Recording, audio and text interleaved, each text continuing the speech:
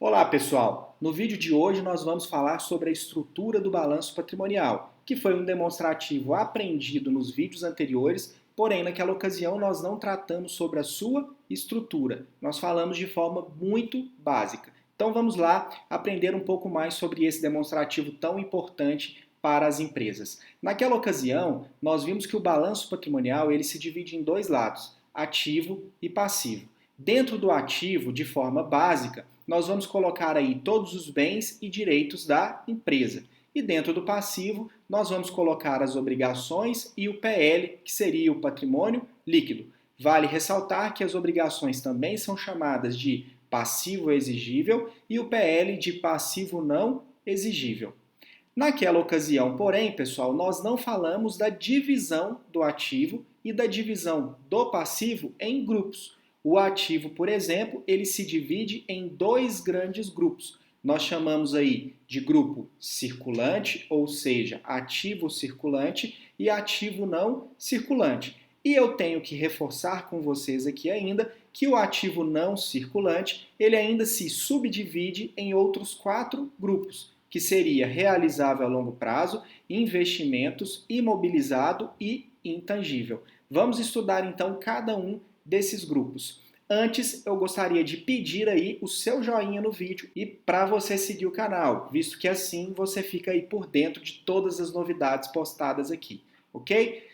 Pessoal, circulante. O que a gente vai colocar dentro do circulante? No circulante, nós devemos colocar todos os bens de giro da empresa e também todos os direitos, ou seja, todas as contas a receber até um ano após o fechamento do balanço. Ou seja, se a empresa fecha o balanço em 31/12 de X1, tudo que tiver a receber até 31/12 de X2 vai ficar dentro do circulante. Se ela tiver alguma conta a receber após o ano X2, ou seja, após um ano do fechamento do balanço, aí sim ela deveria lançar então no não circulante. Vamos lá então entender cada um dos grupos do não circulante. O realizável a longo prazo é exatamente isso. Ou seja, todas as contas a receber no próximo ano da empresa, no próximo período contábil da empresa, circulante. Todas as contas a receber após o próximo período contábil da empresa, você vai registrar aí dentro então do realizável a longo prazo. Investimentos, nós vamos colocar todas as continhas que referem-se a investimentos que a empresa contraiu. Um investimento muito comum aí seria, por exemplo, ações de outras companhias. Supondo aí que a empresa adquiriu ações da Petrobras, por exemplo. Então, ela lançaria aí dentro de investimentos. Imobilizado, ela vai colocar os bens que ela utiliza para que a sua atividade de fato aconteça. Como exemplo, nós citamos aí de forma muito comum que aparece em grande parte dos balanços, imóveis, veículos, móveis, máquinas, etc. Ok? E por fim, o intangível, nós vamos colocar também os bens utilizados para atividade organizacional, porém, na maioria das vezes, bens que não são tocáveis, né, concretos, não são concretos, são bens abstratos, como por exemplo, o software, que precisa de um hardware para ser operacionalizado. Nós temos também a marca das empresas, que é registrada aí dentro do intangível. Ok? Sendo assim, terminamos aqui a subdivisão do ativo, passamos então para o passivo, onde nós vamos registrar as obrigações e o PL. O passivo também ele se divide.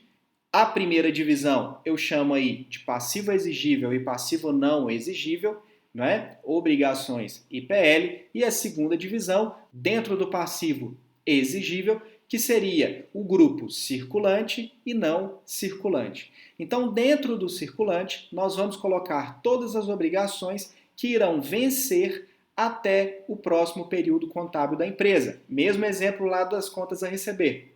Então, nessa ocasião, todas as obrigações que vencerem no próximo ano contábil, por exemplo, contas a pagar, se a empresa estiver fechando o balanço no dia 31/12 de X1, tudo que ela tiver a pagar até 31/12 de X2 estará dentro do circulante. Tudo que passar dessa data será contabilizado dentro do não circulante. Muitas pessoas me perguntam o seguinte: Gustavo, olha, adquiri um imóvel para a empresa e foi em 30 anos. Então, uma parte desse financiamento estará dentro do circulante e a outra parte estará dentro do não circulante, visto que no circulante constarão apenas os 12 próximos meses após o fechamento do balanço. E a outra coisa que eu gostaria de falar para vocês é o seguinte: no ativo, nós classificamos as contas lá dentro do circulante por ordem de liquidez. Então, quanto mais próximo do dinheiro, mais acima estará a conta. Por isso que a maioria dos balanços começam lá o circulante com a continha caixa, banco, estoque,